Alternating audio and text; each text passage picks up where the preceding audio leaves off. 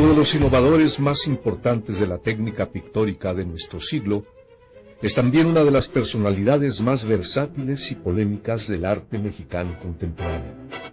Artista con temperamento de guerrero o guerrero con alma de artista, Siqueiros concibió su vida y su pintura como una lucha. Lucha al interior de sí mismo y contra la injusticia del mundo que le tocó vivir. Adoptó la ideología marxista-leninista en su versión staliniana, con la misma pasión con la que amó a sus mujeres, o con la que empuñó el fusil durante la Revolución Mexicana y la Guerra Civil Española. Hombre de excesos y exabruptos, actor nato que representó con vehemencia el papel de sí mismo, fue congruente con sus ideas hasta el dogmatismo y la violencia.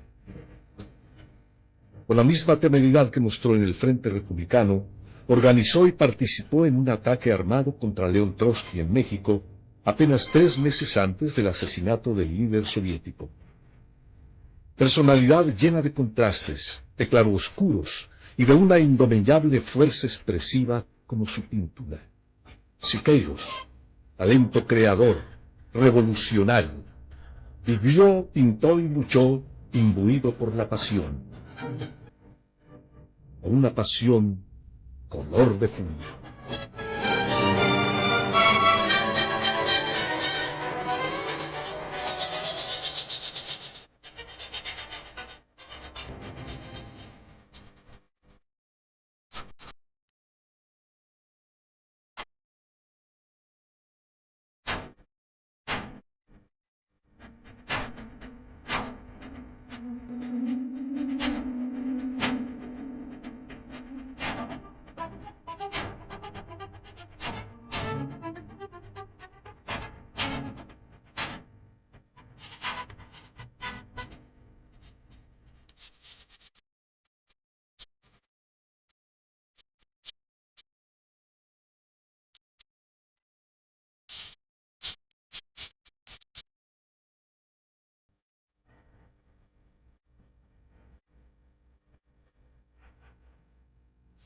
José Alfaro Siqueiros nació en Santa Rosalía, hoy Ciudad Camargo, Chihuahua, el 29 de diciembre de 1896. Fue el segundo hijo del matrimonio de Cipriano Alfaro, un próspero abogado profundamente católico, y de Teresa Siqueiros, quien murió muy joven. Huérfano de madre desde los 4 años, convivió mucho con sus abuelos paternos.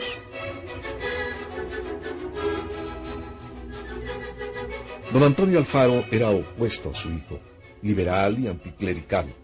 Luchó junto a Juárez contra los conservadores y contra el imperio de Maximiliano. Aficionado a la bebida y hábil narrador de historias reales y fantásticas, el 7 filos, como lo llamaban, dio a Siqueiros una educación severa y viril que lo marcaría de por vida. La vocación artística de Siqueiros se manifestó desde los 11 años de edad, cuando pintó esta copia al óleo de la Virgen de la Silla, de Rafael. Desde entonces, el tema de la maternidad se convertirá en una constante en su obra. Su vocación rebelde también se expresó desde temprano, al participar en una huelga estudiantil contra las autoridades de la Academia de San Carlos, donde tomaba clases nocturnas de pintura. Su vocación guerrera y militar comenzó con su ingreso al ejército constitucionalista de Venustiano Carranza, bajo el mando del general Manuel Viegas. Tenía 18 años de edad. Así empezó nuestro contacto directo con el pueblo de México, con los campesinos, con los obreros, con los indios de México, en esos momentos intensamente humanos que son las guerras civiles por las reivindicaciones sociales. Ese fue nuestro primer contacto para nuestro posterior concepto humanista sobre el arte.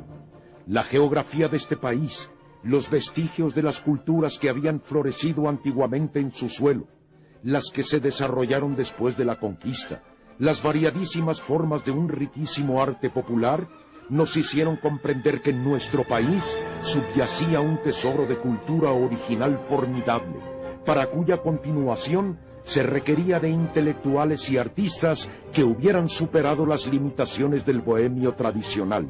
Y comprendimos también que en todos los períodos importantes de la historia, el arte había tenido una clara función social, ya fuera como arte de Estado o como arte subversivo en contra del Estado.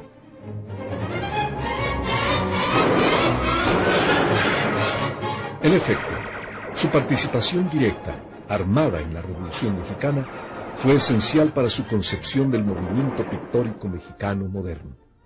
Ahí surgió el artista soldado, el pintor guerrero. Después del triunfo del ejército constitucionalista en 1917, se traslada a Guadalajara y entra en contacto con el centro bohemio. Sostiene discusiones con otros pintores revolucionarios, a las que él llamó con elocuente exageración Congreso de Artistas Soldados.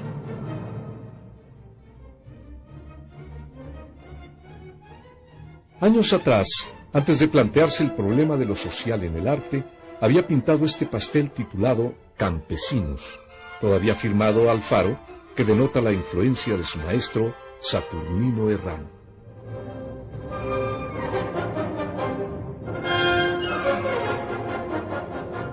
Ya entonces empieza a revelarse como notable retratista. De esa época son dos de sus primeros autorretratos y su acuarela de Ana Pavlova titulada La danza de la lluvia. Como reconocimiento a su participación en el ejército constitucionalista, Siqueiros es enviado como agregado militar con el grado de primer capitán a la Embajada de México en España, a donde viaja en compañía de su esposa Graciela Amador. Durante 11 años, Gachita fue su fiel compañera y camarada. Fue ella quien lo indujo a cambiar su nombre de José por el de David y a usar el apellido materno Siqueiros en lugar del paterno Alfaro. Al poco tiempo de su llegada a España, Siqueiros sufrió la primera de sus múltiples deportaciones. Fue expulsado por las autoridades españolas a consecuencia de un exaltado discurso pronunciado durante los funerales del anarquista mexicano Antonio del Toro, asesinado por un policía de Barcelona. Viaja a Francia. En París conoce a Diego Rivera, un encuentro clave para el desarrollo del arte mexicano. Mientras Rivera lo introduce al arte europeo, Siqueiros le transmite su experiencia de la Revolución Mexicana. A través de Rivera, Siqueiros conoce a Leger y a Braque. En Italia se impresiona ante la monumentalidad de la obra de los maestros del Renacimiento. Se maravilla ante los frescos de Giotto, Masaccio y Miguel Ángel. Se entusiasma con las grandes creaciones de la arquitectura barroca y se sobrecoge con las obras de Mantegna y Uccello. Pero Siqueiros se siente atraído sobre todo por la propuesta teórica del movimiento futurista de Russolo, Carrà, a quien conoce en Milán, Marinetti, Bocchioni y Severini. En especial, se interesa por el principio futurista de dinamismo como medio expresivo del concepto de simultaneidad, entendido como la síntesis de las experiencias de los sentidos y de la memoria, y principalmente por la pretensión de los futuristas italianos de pintar el movimiento.